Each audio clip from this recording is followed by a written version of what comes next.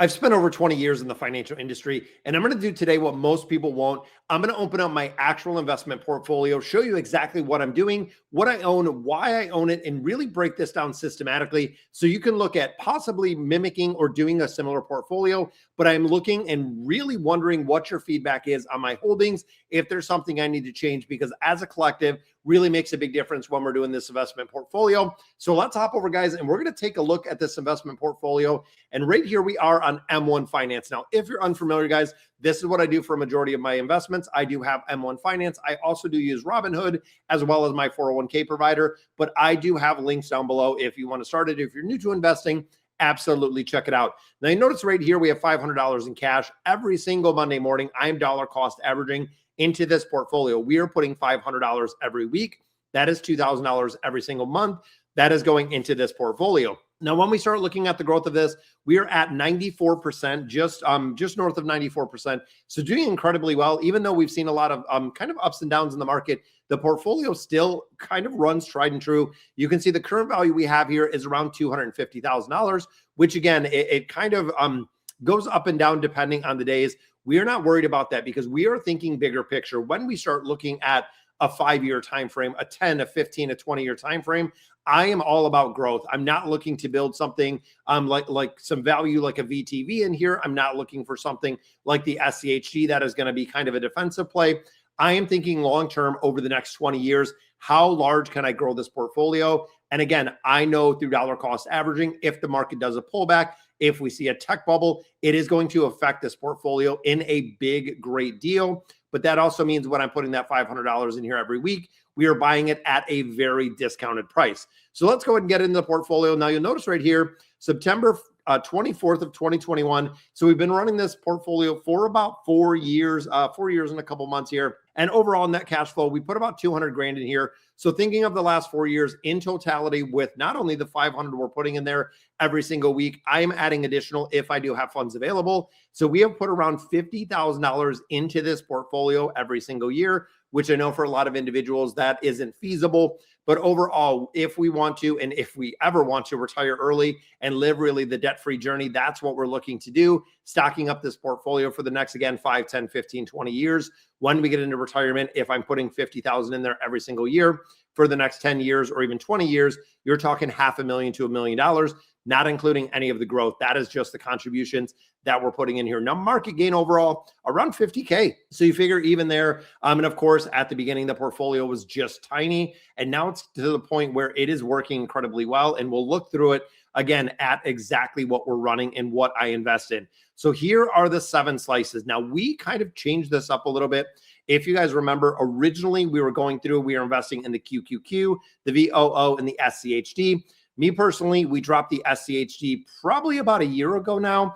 Really underperforming year after year after year. I don't know if they're going to change the dynamic with the rebalancing that usually happens in March and what the SCHD looks like. But I want to kind of break down exactly how we're kind of building this portfolio. And I know right off the bat, it is an aggressive portfolio. That is kind of by design. That is exactly what I wanted to do. So our biggest holding right here is the VOO. We have the Vanguard S&P 500. This is actual target is going to be roughly 40% of the portfolio. Now, one thing to note with this portfolio is I do not rebalance this portfolio. I've never rebalanced this portfolio through dollar cost averaging, through the percentage base that we have in here.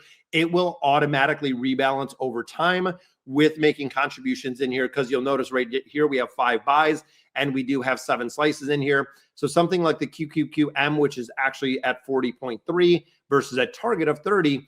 Once we start bringing the rest of these up percentage-wise, it'll make a big difference in how the balancing or the rebalancing happens automatically through regular contributions. So you'll notice, like I said, VOO is going to be 40% of the portfolio, keeping some of the core. And you'll also notice, though, is a lot of this, and I know people are going to talk about the overlap in the portfolio, but these are passive ETFs. These are something that are going to track, different indices, like right here with the VOO, the Vanguard S&P 500. That does track the S&P 500. Then we look at the 30%, which is our target rate down here. That is the NASDAQ 100. We have Bitcoin in here, which you can see, guys, Bitcoin has been getting hammered lately from when we bought it, kind of going up and going down 26%. By far the biggest drawback of the portfolio. And like I had said earlier with the SCHD, we are seeing the exact same thing. SCHD was pulling down the portfolio overall when the QQQM and the VOO were actually running in there. Then we have the GDE. So this one does have, again, some overlap with the QQQ, the VOO, the GDE does have some tech in here, but it also gives you exposure to gold. This is the reason why we picked up this ETF. And you'll notice, guys, we're using these at 5%. All of these bottom four make up 20% of the portfolio. That is where I peeled some off of that QQQM, lowered it down to 30, broke it out a little bit further to have a little bit more, or maybe a little bit more concentration, because then we have the Defiant Quantum ETF. This is focusing on the quantum ETFs and overall quantum computing. Now, when we start looking at the biggest players within the quantum computing space, most of those are small caps or mid caps. Not very many are very large caps that are going to be like your S&P 500. So having exposure to this and really quantum computing in general, it gives me a little bit of exposure. Again, there's going to be a little overlap in here, but there's not going to be as much as we traditionally see. Then we have the SPMO. Now, this tracks the S&P 500 momentum ETF. So it tracks a specific indices with and again, a certain parameter, a certain set of rules that it's guidance by, that tracks the momentum or the companies that they feel is going to have the biggest momentum and biggest movers within the S&P 500. And overall, looking at this one in the build, every 6 months, it does reallocate depending on where the companies are, what they look like. And then, of course, the SMH, shaking my head, the Van Eck Vector Semiconductor ETFs.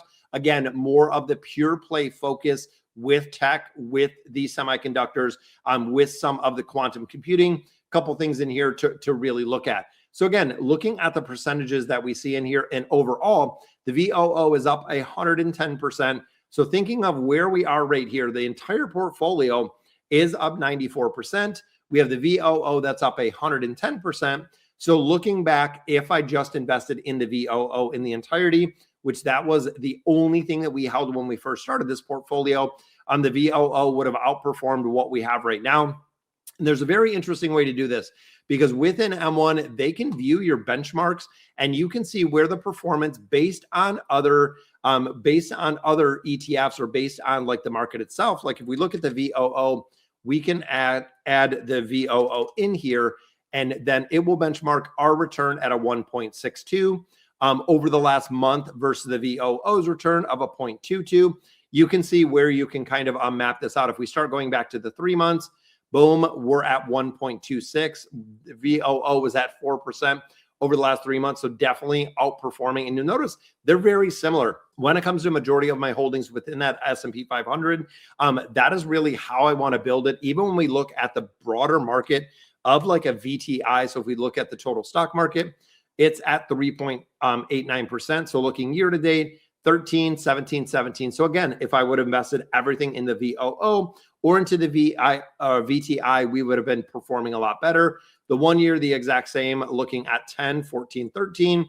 And then looking at all time, you can see 37, 62, and 55. So again, if looking back, and of course, this is something to remember, if we look back at the last 5 years, just investing in the VOO would have outperformed the VTI, would have outperformed my debt-free journey account right here. That's at a 37%. But when you start looking back, again, it's very easy to see when you look back at a portfolio exactly where you could have made some adjustments. But like we have said before, majority of people cannot beat the S&P 500 when it comes to financial advisors. So it might even be worth it doing the VOO overall. But all of these ETFs myself, we have actually bought these, and it has been a very short amount of time. I'm talking probably just several months in the entirety that we kind of diversified into these other four. And then even looking at Bitcoin, this is one that has brought in the portfolio down a lot. I mean, negative 26%. If Bitcoin was still exactly performing how it was at that 100, 120, 120,000 plus valuation, quantum computing could bring Bitcoin chaos. Rush is on to stop crypto getting.